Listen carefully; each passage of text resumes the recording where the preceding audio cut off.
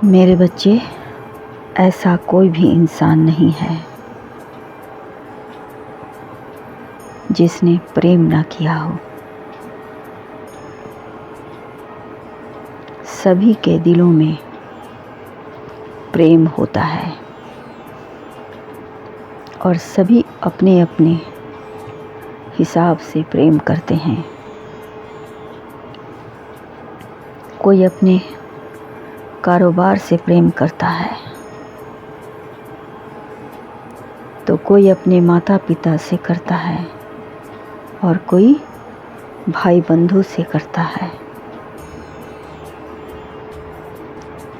कोई अपनी सखा से करता है। कभी ऐसा भी देखा जाता है कि कुछ लोग हैं जो खुद से भी प्यार करते हैं। प्रेम इस दुनिया का सबसे खूबसूरत एहसास है जो हर किसी को महसूस होता है और वह इस दरिया में डूबते हैं। कोई पार कर जाता है तो कोई उसी में डूबा रहता है। प्रेम वास्तव में बहुत ही पवित्र है, जिसका वास्तविक रूप में एहसास करना बहुत ही सुखद होता है।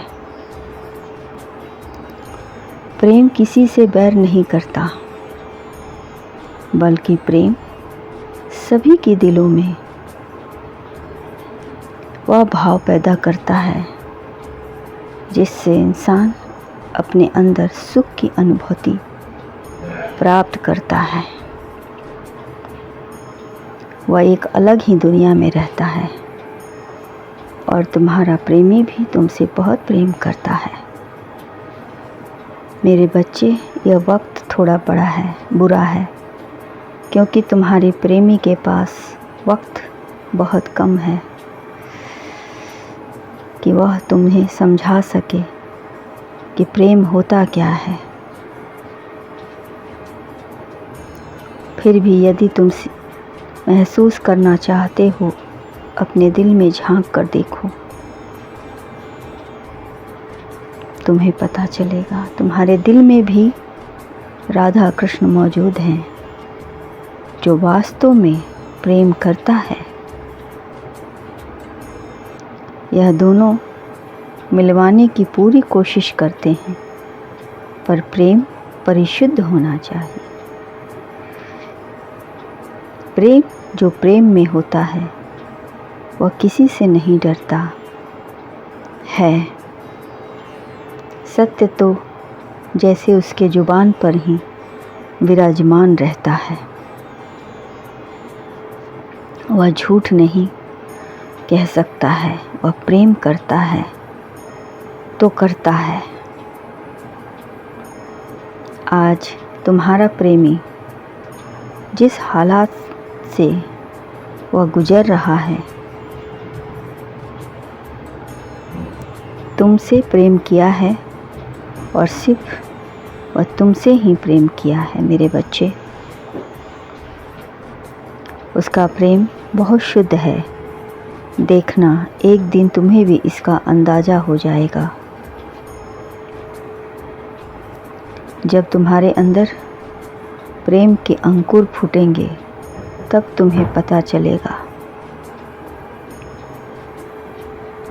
कि गहरा है, प्रेम गहरा है और वास्तविक प्रेम होता क्या है।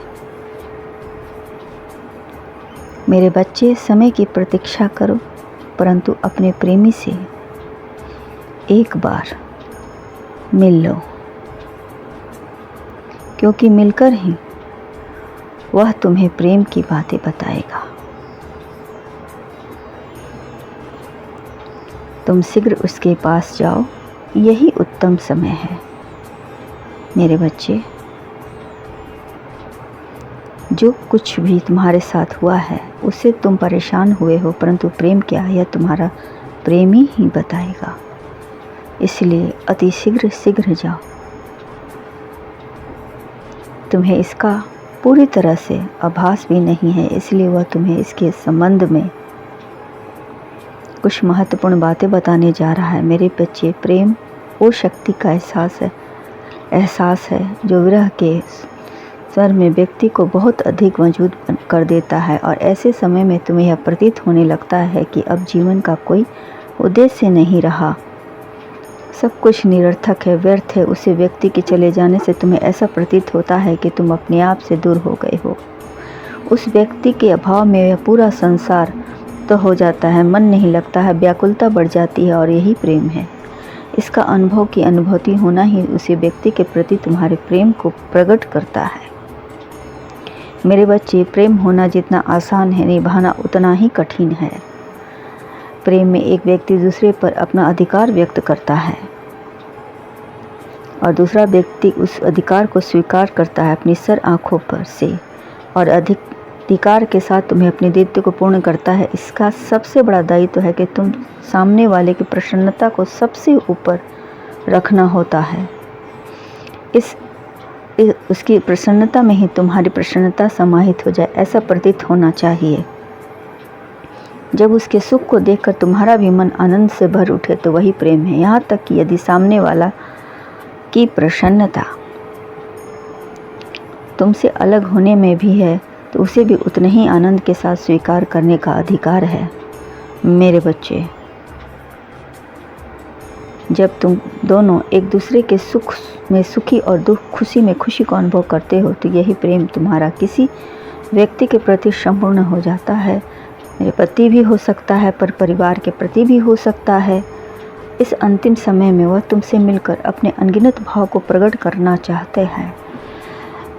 इसे व्यर्थ में मत कराओ, शीघ्र जाओ। वह तुम्हें सुख के वह मूल मंत्र को बताना चाहता है जिससे तुम जीवन भर इस प्रेम के भाव की अनुभूति को महसूस करो और आनंदित रहो। इसे आने वाला समय तुम्हें सुखी होने के मार्ग पर ले जाएगा और तुम्हारे प्रेमी को एक नया जीवन दे, प्रेम को एक नया जीवन दे। अभी उसके पास वक्त नहीं है, परंतु शीघ्र ही अगले जन्म में तुमसे मुलाकात होगी और उस जन्म में तुम बिछड़ने से पहले ही मिल जाओगे, क्योंकि जो अधूरे सपने हैं तुम्हारे वह शीघ्र पूरे होंगे। तुम्हारा प्रेमी वापस आएगा। तब तक उसके प्रेम के भाव को अपने दिल में अनुभव करो और प्रतीक्षा करो। तुम्हारा कल्याण हो।